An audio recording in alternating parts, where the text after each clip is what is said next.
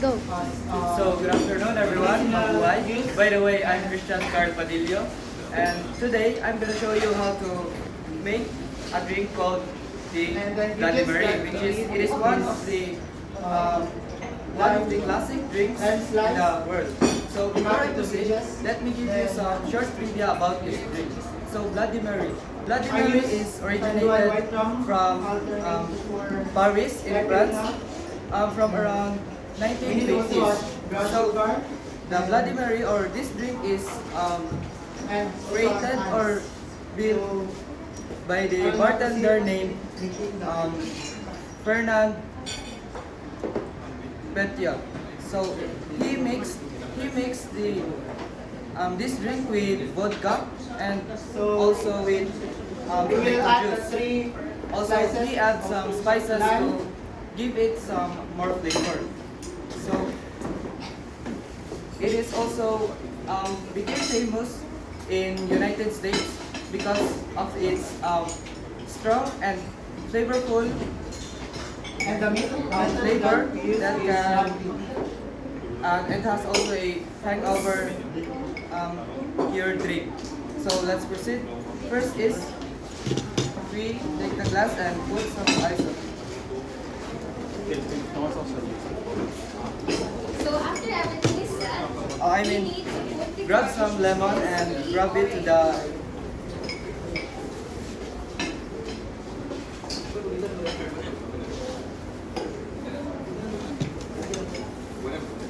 and also put some salt to add more flavor. Next is to add 2 teaspoons of brown sugar to balance the okay.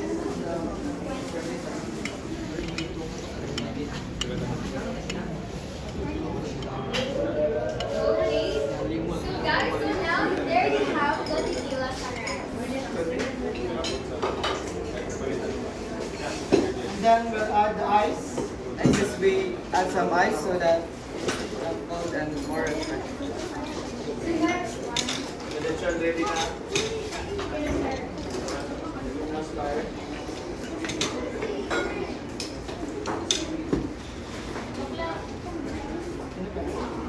Next is we add some 1.5 ounce of vodka.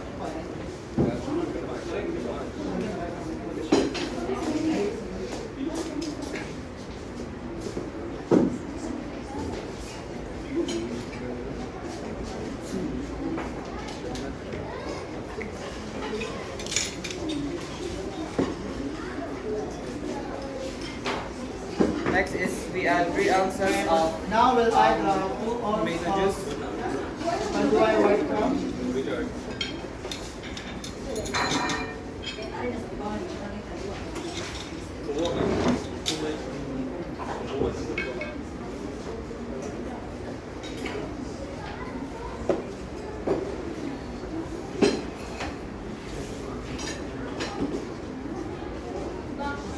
And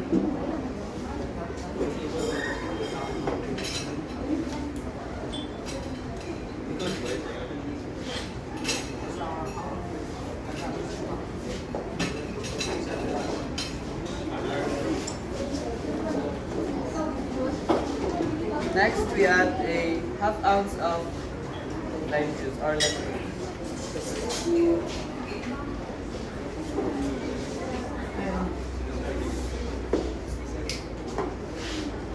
So good And a dash of Tabasco sauce. Today I'll be trying to So here's design one of the the tarpina, fresh ears, sweet, full of basil, sour, and strong your taste. tarpina So, starts. Next is So the main some ingredients dash of for Worcestershire sauce. whiskey sour is the whiskey, bourbon whiskey. Second is the cherry. Third is the lemon. And also, Lastly, we other add a pinch of beers, salt and the pepper. whiskey sour, the main ingredients is this three. But for me, I use egg white. So first, Then we add a little bit of ice. let's put ice on the Carl. glass. Carl. Carl.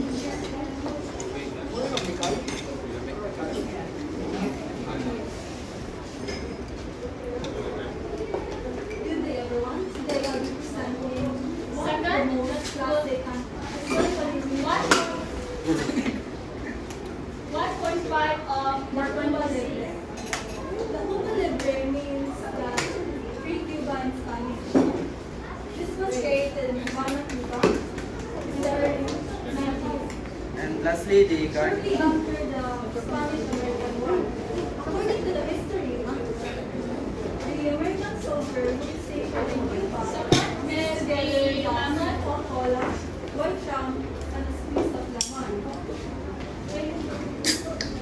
Then the straw. Celebrating the evil bombs in the past. Very simple, but very beautiful. It only requires the 3 ingredients. First is the fibers. Must be polished in the ice glass.